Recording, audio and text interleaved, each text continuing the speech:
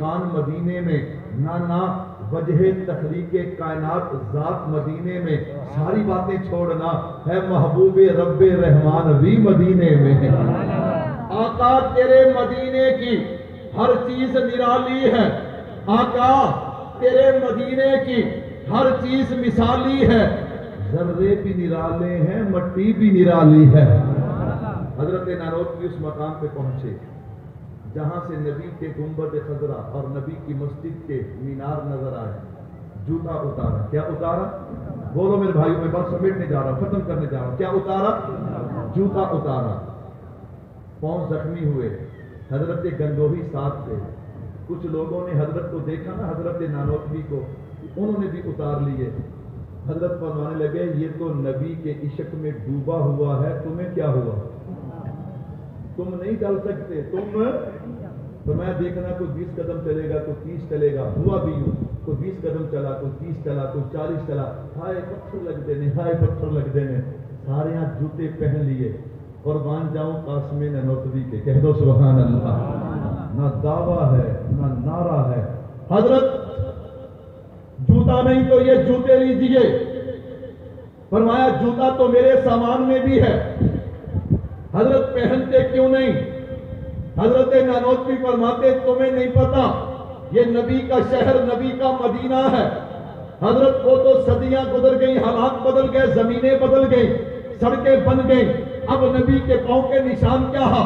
اللہ اکبر۔ حضرت نانوتوی نے کیا کہا؟ کہا سنو دنیا والو، میرے رب کا اعلان ہے کہ نسبت مصطفیٰ بھی، بس میں سمیٹنے جا رہا ہوں، میرے اللہ نے پھر موقع دیا تو اکابرین علماء دیوبند کا تذکرہ، دیوبند کے سنگ بنیاد 1866 سے شروع کریں گے اور انشاءاللہ پھر پوری گفتگو اس پہ کریں گے، لیکن اب سننا ذرا، میں ہلکا سا اپنے اکابرین کا تذکرہ کر دوں۔ حضرت نانوتوی ہیں، حضرت نانوتوی کو جب اس نے کہا نا حضرت سڑکیں بن گئی، راستے بدل گئے، اب یہاں پہ نبی کے قدم کہاں پہ ہیں، تو حضرت کیا کہتے ہیں؟ تجھے نہیں پتا نسبت مصطفیٰ بھی بڑی چیز ہے، جس کو نسبت نہیں اس کی بخشش نہیں۔ خود خدا نے نبی سے یہ فرما دیا جو تمہارا نہیں وہ ہمارا نہیں۔ میرے اکابرین نے مجھے کیا سکھایا؟ بیٹا قرآن پڑھو بھی پڑھاؤ بھی، حدیث پڑھو بھی پڑھاؤ بھی، فقہ پڑھو بھی پڑھاؤ بھی، بڑے بڑے دینی مدارس قائم کر دو، بڑی بڑی مساجد قائم کر دو،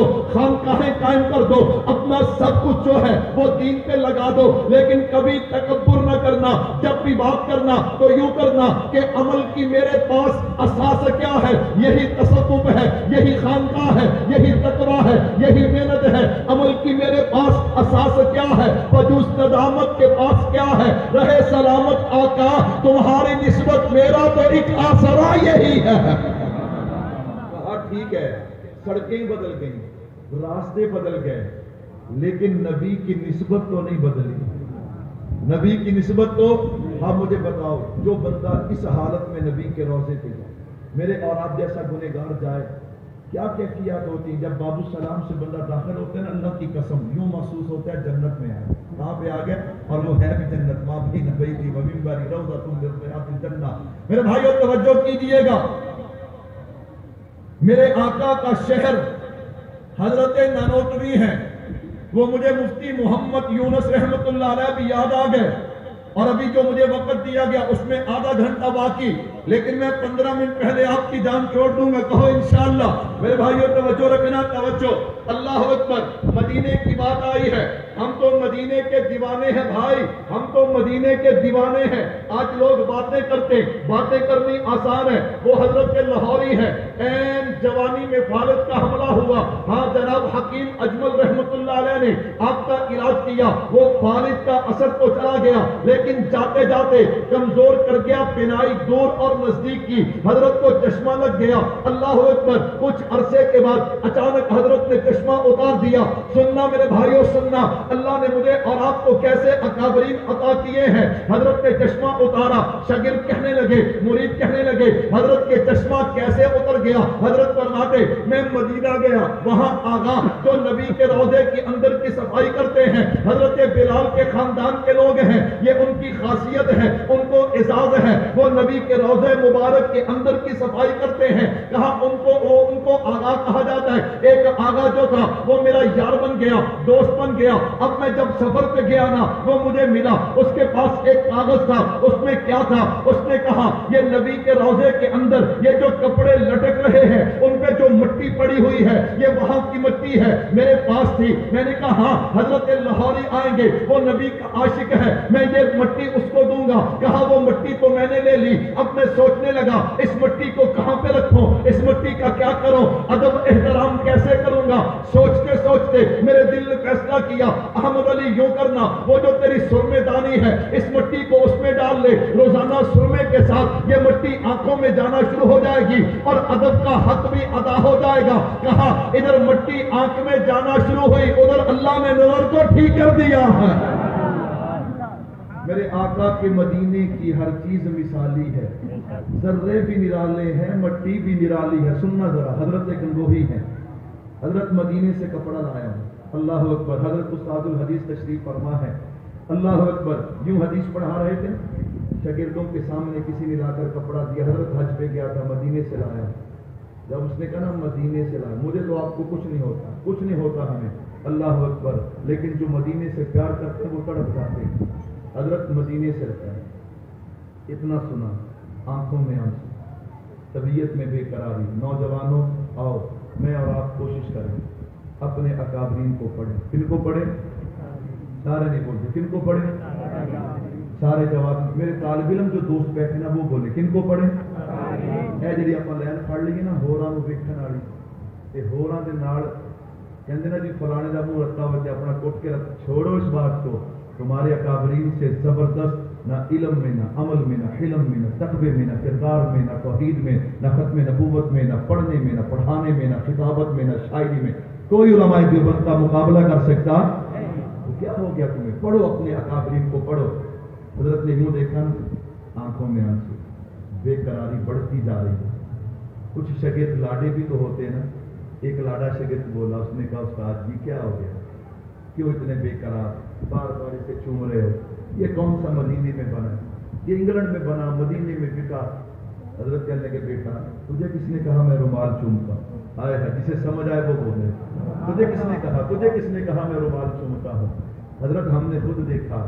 کہا پتر تجھے غلط فہمی ہے, میں رومال نہیں چومتا, اس پہ لگنے والی مدینے کی ہوا چومتا ہوں, اس پہ لگنے والی مدینے کی ہوا چومتا ہوں. میرے بھائیو سننا ذرا, حضرت مفتی محمد یونس رحمت اللہ علیہ, میرے آقا کے مدینے کی ہر چیز مثالی ہے, میرے آقا کے مدینے کی ہر چیز مثالی ہے.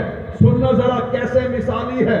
مفتی محمد یونس رحمت اللہ علیہ فیصلہ آباد والے حضرت علماء کا وفد لے کے حج پہ گئے ہیں. حضرت فرماتے مدینے میں تھے, مدینے میں تھے. میں حضرت نانوتوی کو سنانے سے پہلے ذرا تیرے جذبات کو پورے عروج پہ لانا چاہتا ہوں تاکہ تجھے پتا چلے نا میں سنانے کا چلا ہوں. میرے بھائیوں توجہ رکھنا. حضرت مفتی صاحب فرماتے مدینے میں ایک دن میری ڈیوٹی خدمت میں ہے, میں نے دسترخوان بچھایا, علماء کو کھانا کھلایا, دسترخوان صاف کیا. ایک جگہ بنی ہوئی ہے جہاں پہ جا کے ہڈیاں گراتے, میں وہاں پہ گیا نا, ہڈیاں گرائی. مدینے کا ایک بچہ آیا, اس نے ہڈیاں اٹھائی ہیں اور ان کو چوسنا شروع کر دیا. کہا میرے پاؤں کے تلے سے زمین نکل گئی.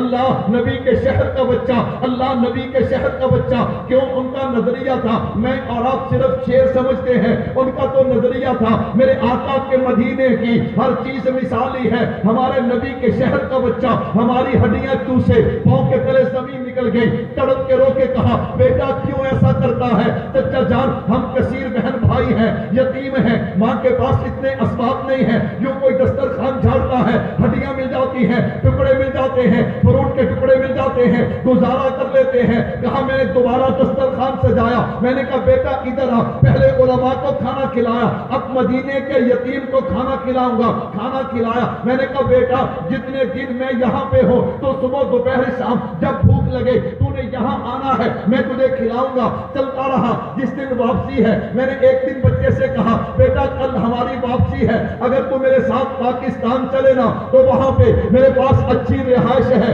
اچھی گاڑی ہے, اپنے بیٹوں سے زیادہ تیری قدر کروں گا. کیوں؟ وہ میرے بیٹے ہیں, تو نبی کے شہر کا بیٹا ہے. بچہ کہنے لگا اماں سے پوچھ کر آؤں گا. اماں بیچاری قسمت کی ماری اجازت نہ دیتی تو کیا دیتی. اماں نے کہا بیٹا اگر کوئی لے جاتا ہے تو چلا جا. اب وہ دوسرے دن اپنی ہلکی پھلکی تیاری کے ساتھ آیا. میں نے کہا بیٹا چل, نبی کے روضے پہ آخری سلام کرتے ہیں. آخری سلام کیا ہے, جب چلے نا چند قدم چلے اس بچے نے حضرت مفتی صاحب کا ہاتھ پکڑ لیا. حضرت تو کہنے لگا حضرت آپ نے مجھے ایک بات تو بتائی نہیں. بیٹا کون سی بات؟ کہا آپ نے یہ تو بتایا وہاں گاڑی اچھی ہوگی, رہائش اچھی ہوگی, میرا مدرسہ بھی بڑا ہے, بینک بیلنس بھی ہے, کپڑے بھی لے کر دیں گے, خوراک بھی دیں گے, لیکن یہ تو بتایا نہیں وہاں نبی کا گنبد خضرا بھی ہوگا کہ نہیں ہوگا. حضرت مفتی صاحب فرماتے ہیں میرے پاؤں کے تلے زمین نکل گئی, میں چیخ پڑا, میں رو پڑا. میں نے کہا بیٹا وہاں دنیا کی ہر نعمت موجود ہے, لیکن اگر یہ سعادت ہے